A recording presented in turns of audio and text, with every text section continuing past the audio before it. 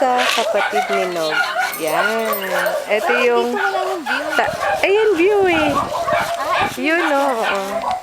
Yan. Ito ang view hanggang doon. Ano gusto niya eh? Meron siyang pinagpilian, parang corner ata yun, no? Yung tumbok man. Ay, tumbok. Kuha na sa tumbok yun eh. Oo nga, sandaling-sandali lang daw. Ayan. Ito yung tapat ng kapatid mo. Sa mangga. Mangga. Saan dami nyo ng kapitbahay agad? Ito yung row house, no? Puno na po yan. Ano ha?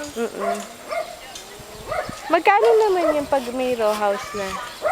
Pero dati mura lang yan. 3 million eh. 1.5, 1.6 na.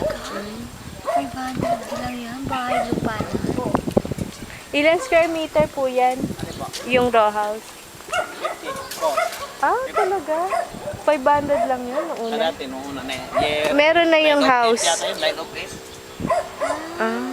Mura pa yun. Gratis ngayon, 1.6 na eh. Dati sir, 100 lang yata dati nung binenta eh. Nabili daw lang. So, ibig sabihin, itong view yung gusto niya. Ayan, yung bundok na yan. Ayan. Kasi yun sa bungad daw ata yung yun yung naunahan siya.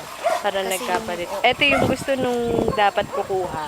Kaya lang nung nagbayad, nag-iba yun yung- isip. Oo, yun na yung kukuha. So, ayan. Ang lupa ni Nod.